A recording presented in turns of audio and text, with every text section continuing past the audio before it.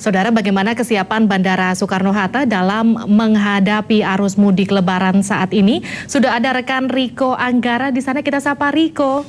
Selamat sore. Selamat sore, Olivia. Ya, Riko. Bagaimana situasi di Bandara Soekarno-Hatta saat ini? Sudah sangat sibukkah? Dan nampaknya di sana Anda sudah bersiap-siap untuk berbincang-bincang di sana mengenai kesibukan di Bandara Soekarno-Hatta. Silakan, Riko. Ya, tidak jauh berbeda dengan Bandara Juanda. Kalau Anda lihat di belakang saya ada hilir mudik penumpang, itu sudah datang dari berjam-jam yang lalu menunggu pesawatnya take off, atau mereka juga harus check-in dulu di bandara. Bandara Soekarno-Hatta ini menjadi bandara yang terpadat, salah satu bandara terpadat di dunia. Apalagi menjelang arus mudik seperti sekarang. Kita ngobrol bagaimana persiapannya, lalu bagaimana Bandara Soekarno-Hatta ini menghandle masalah-masalah seperti overcapacity, teknologi, dan juga itu tadi calo dan penumpang yang membludak saat arus mudik. Kita langsung ngobrol dengan General Affairs Manager PT Angkasa Pura II, kantor cabang utama Bandara Soekarno-Hatta, betul Pak Yudisman? Betul, Pak. Dan juga penasehat Asosiasi Pilot Garuda, Kapten Ambaban. Apa kabar, Kap? Ya, baik. Selamat Baru sore. masuk rekor muri juga kan? Iya, terima kasih. Sebut gara-gara apa, Kap? Ya, yang pertama mencapai usia 65 tahun yang diperbolehkan oleh regulasi Dan sudah untuk penerbangan komersial. Dan sudah menerbangkan semua jenis pesawat. Nanti Sudah. kita ngobrol dengan Kapten. Iya, terima kasih. Mas Yudis, kalau kita bicara masalah Bandara Soekarno-Hatta, enggak arus mudik aja ini udah over capacity, Yes, kan? Yang betul. harusnya cuma 22.000, sekarang udah 57.000. 22 juta, Mas. 22 juta. Kapasitasnya. Jadi 57 juta. Tahun 2012 sudah 57 juta penumpang. Gimana nge-handle ini semua?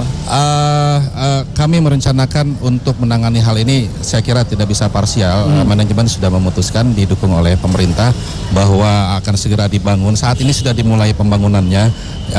Kita menyebutnya Terminal 3 Ultimate, bagian dari Grand Design Bandara Soekarno-Hatta. Oke. Terminal 3 Ultimate ini direncanakan selesai di awal 2015 jika lancar semua. Kalau misalnya kita lihat nih, banyak sekali pemudik di arus mudik ini, secara spesifik apa yang sudah disiapkan? Kesiapannya gimana? Oh, untuk kesiapan angkutan lebaran maksudnya, Mas. Kami sudah menyiapkan berbagai hal. Yang paling penting diyakinkan adalah semua fasilitas bandara yang sesuai requirement dan standar internasional semua berfungsi dengan baik. Semua seperti pemadam kebakaran kita sudah standby kan gitu. Semua fasilitas listrik genset semua kita atur dengan baik. Kita juga membentuk posko gabungan, ada posko utama gabungan didukung oleh TNI Polri. Ada tambahan jam penerbangan atau tambahan apa itu? Jam penerbangan apa? Itu ke maskapai penerbangan ya kalau itu ya? Oh iya, betul. Nah, kalau kita bicara masalah itu, Kapten Ambaban, setiap arus mudik berarti suka ada jam tambahan kan? Extra flight kayak Extra gitu. Itu flight. berpengaruh juga ke pilot? Oh iya, ada banyak pengaruhnya. Jadi kalau di keadaan yang normal kita setiap pilot itu dijadwalkan untuk bekerja terbang 60 sampai 70 jam, maka pada peak season ini bisa mencapai 100. Kan kita punya batas maksimum 110. Jadi kita tetap masih di bawah batas ambang yang Nggak ada diperbolehkan. efek apa-apa kan? Maksudnya pilotnya ntar kelelahan, mungkin jam kerja bertambah. di waktu di rumah sedikit berkurang lah. Tapi itu sangat rutin dialami dari tiap tahun di masa-masa peak season. Oke, kalau kita melihat Mas Yudis, ini banyak sekali penumpang yang datang. Iya. Sering sekali ketika mau take off ngantrinya panjang. Itu faktanya seperti apa sih? Ya, karena sekarang ini penerbangan di Bandara Soekarno-Hatta satu hari itu rata-rata di atas 1.100 penerbangan sehari jumlahnya. Dan untuk angkutan lebaran ini di H-7 kemarin sudah 1.103 penerbangan satu hari.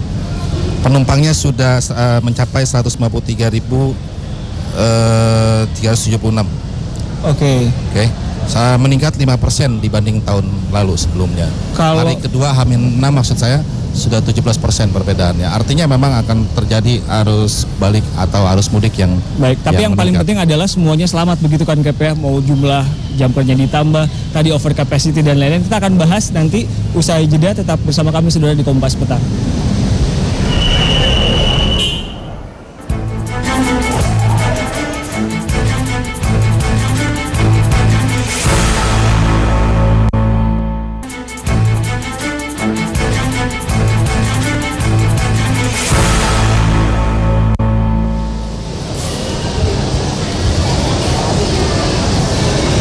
Selamat datang kembali di Kompas Petang. Kami siaran langsung dari Bandar Udara Soekarno-Hatta, Tangerang, Banten, ngobrol soal kesiapan bandara saat arus mudik seperti ini.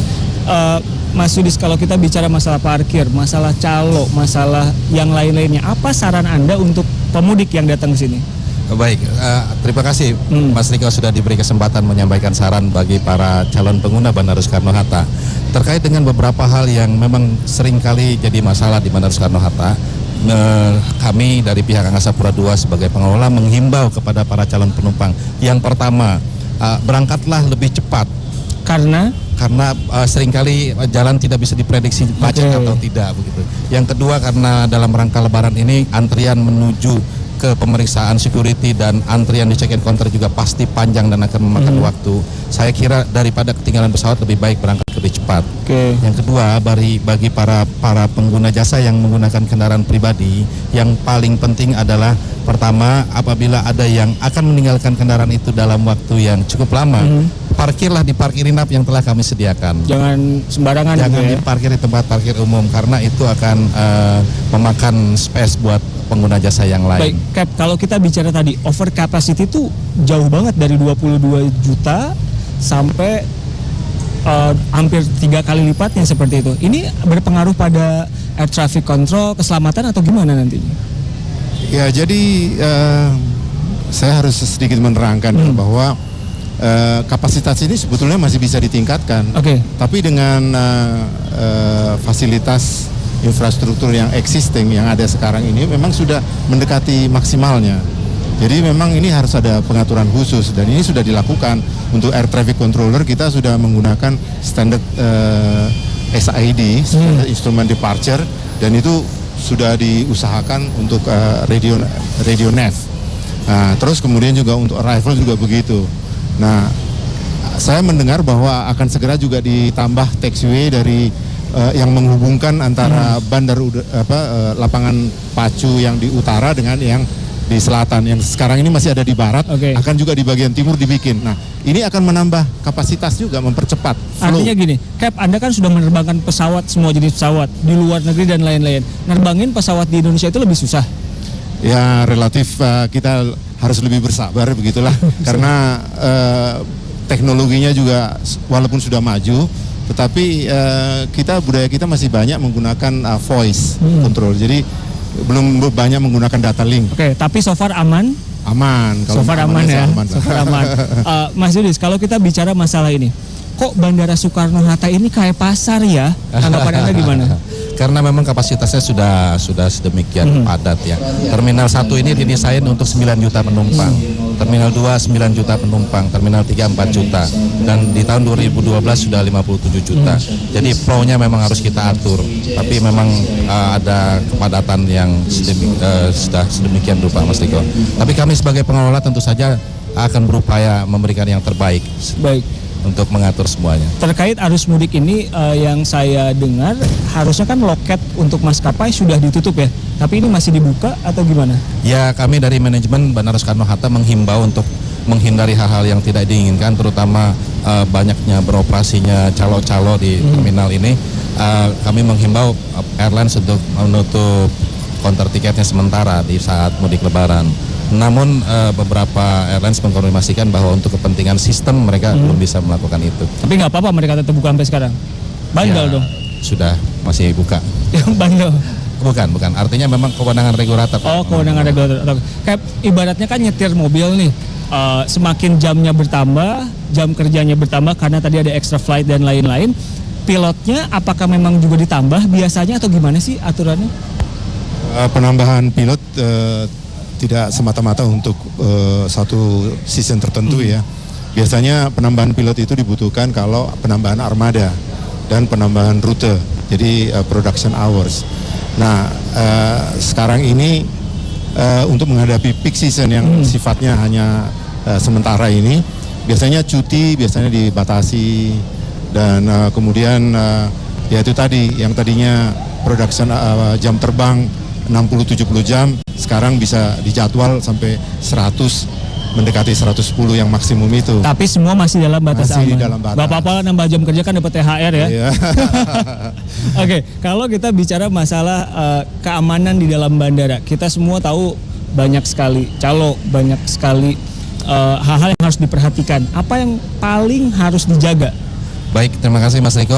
Pada prinsipnya Angkasa Pura II memang sudah menyiapkan banyak hal termasuk kamera CCTV sejumlah 854 kamera CCTV dan sejumlah anggota pengamanan yang disiapkan dalam rangka mengantisipasi arus lebaran ini dibantu oleh TNI dan Polri. Namun lebih baik ada tindakan preventif dari penumpang, terutama hindari bercakap-cakap dengan orang-orang yang memang tidak dikenal dan statusnya tidak jelas begitu. Manfaatkan kendaraan resmi yang disediakan seperti taksi-taksi yang ada. Jangan gunakan kendaraan taksi-taksi yang memang tidak jelas. Akan kapan sih Pak puncak arus mudiknya untuk tahun ini? Prediksinya hari ini dan besok. Hari ini dan besok. Ya. Akan seperti apa kalau dibandingkan tahun lalu perkiraannya? Maksudnya dari segi angka atau lain-lain?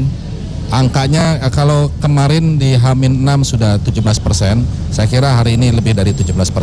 Lebih dari 17%. Namun yang paling penting kan tetap aman.